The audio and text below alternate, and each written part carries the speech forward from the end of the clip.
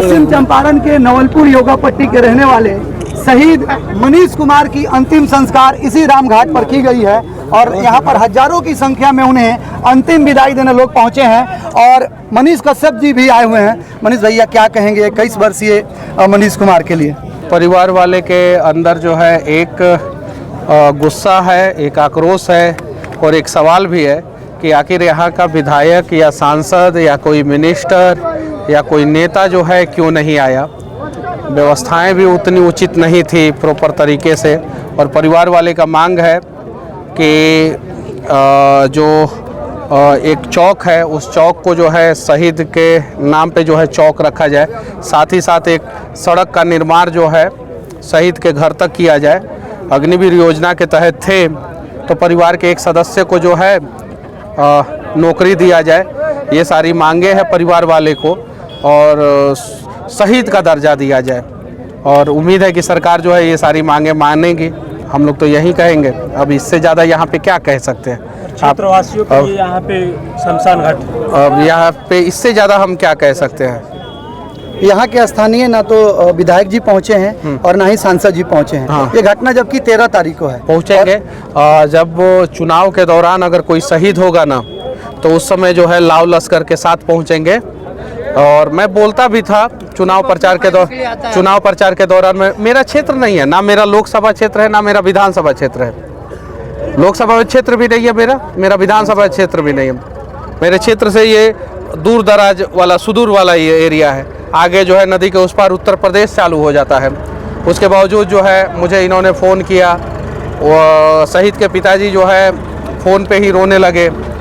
बातचीत हुई, उसके एक दिन पहले इनसे बातचीत हुई थी, फिर शहीद के पिताजी से बातचीत हुई और मुझे लगा कि मुझे आना चाहिए। हम तो 20 से ज़्यादा जगहों पे जा चुके हैं। बिहार में अगर कहीं भी कोई शहीद होता है तो हम जाते हैं।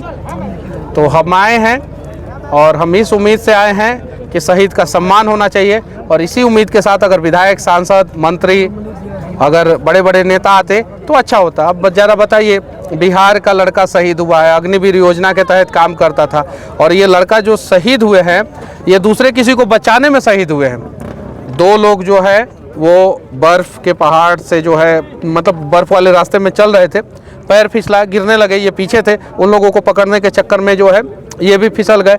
उन लोगों ने पेड़ पकड़ लिया और ये ज़्यादा नीचे गिर गए। अभी वो जो 2 लोग हैं वो आर्मी के अस्पताल में एडमिट हैं और ये जो है अभी हमारे बीच में नहीं रहे। तो जो इतना बहादुर हो, सामने अपने दोस्तों के लिए जो है जान की बाजी लगा दे और उसके शहादत के समय में अगर कोई नेता नहीं आए, कोई विधायक नहीं आए, मंत्री नहीं आए तो यकीन मानिए कि हमें जो है पुनर्विचार करने की ज़रूरत है। हमारे लोगों को पुनर्विचार करने की ज़रूरत है क्योंकि कुछ दिन पहले हम ही लोगों ने उन्हें चुना है। यहाँ के इनके गांव के लोगों का मांग है कि जिस फील्ड में, जिस ग्राउंड में इनकी पार्थिव शरीर को रखा गया था उस ग्राउंड को इनके नाम से बनवा दिया जाए। उस ग्राउंड को इनके नाम से बनवा दिया जाए। यहाँ पे एक शमशान घाट बनवा दिया जाए, एक चौराहा पे जो है मूर्ति लगा दिया जाए और स्मारक वहीं, और इनके परिवार का जो घर है, गांव है, उस गांव में आने का जो है प्रॉपर तरीके से रास्ता बनवा दिया जाए। जल जमाव की स्थिति हो जाती है तो ये मांग देखिए, ये शहीद का परिवार वाले ही ऐसा मांग कर सकते हैं, अपने लिए नहीं मांग रहे हैं। और एक शहीद जो है मरने के बाद भी समाज को कुछ दे के जाता है। उसे पता है कि हम मरेंगे तो कम से कम हमारे गांव में रास्ता बन जाएगा। उसे पता है कि हम मरेंगे तो हमारे गांव में जो है बहुत सारे नेता आएंगे, लोग कहेंगे कि ये समस्या है, ये समस्या।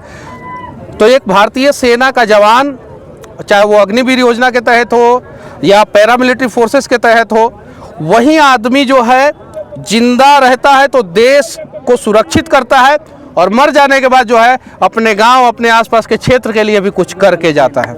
संयोग है कि यहाँ के राज्य मंत्री भी जो कोयला मंत्री हैं सतीश चंद्र दुबे जी हैं, यहाँ पे आपदा मंत्री इसी चंपारण के नारायण शाह हैं।